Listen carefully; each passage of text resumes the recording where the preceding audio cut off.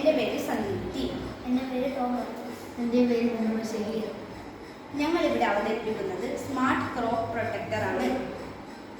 കാസർഗോഡ് ജില്ലയിലെ മലയോര പ്രദേശത്ത് താമസിക്കുന്നവരാണ് ഞങ്ങൾ. ഞങ്ങളുടെ പ്രദേശത്ത് 80% ആൾക്കാരുടെ ജീവനോപാധി കൃഷിയാണ്. തെങ്ങ്, കവുങ്ങ്, മറ്റു പച്ചക്കറികൾ തുടങ്ങിയവ കൃഷി ചെയ്യുന്നുണ്ട്. ഞങ്ങളും ഞങ്ങളുടെ ഗ്രാമത്തിലുള്ള ആൾക്കാരും കൃഷി ചെയ്യുന്നുണ്ട്.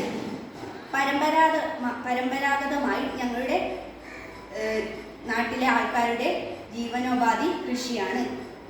അടുത്തിടെ വർദ്ധിച്ചു വരുന്ന വന്യജീവി ശല്യം കൃഷിയെ സാരമായ രീതിയിൽ ബാധിക്കുന്നുണ്ട്.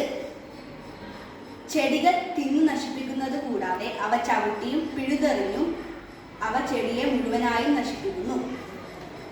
ഇതുമൂലം കർഷകർക്ക് കടുത്ത സാമ്പത്തിക നഷ്ടവും സാമ്പത്തിക ബാധ്യതയും ഉണ്ടാക്കുന്നു. സാമ്പത്തിക ബാധ്യത കൂടാതെ കനത്ത മാനസിക പ്രശ്നങ്ങളിലും ഏർപ്പെട്ട ചില കർഷകർ കൃഷി ഉപേക്ഷിക്കാൻ തന്നെ തീരുമാനിച്ചു. ഇതിൻ്റെ ഒരു അടിസ്ഥാനത്തിലാണ് ഞങ്ങൾ ഈ ഒരു കണ്ടുപിടുത്തത്തിലേക്ക് വിരൽ ചൂണ്ടുന്നത്.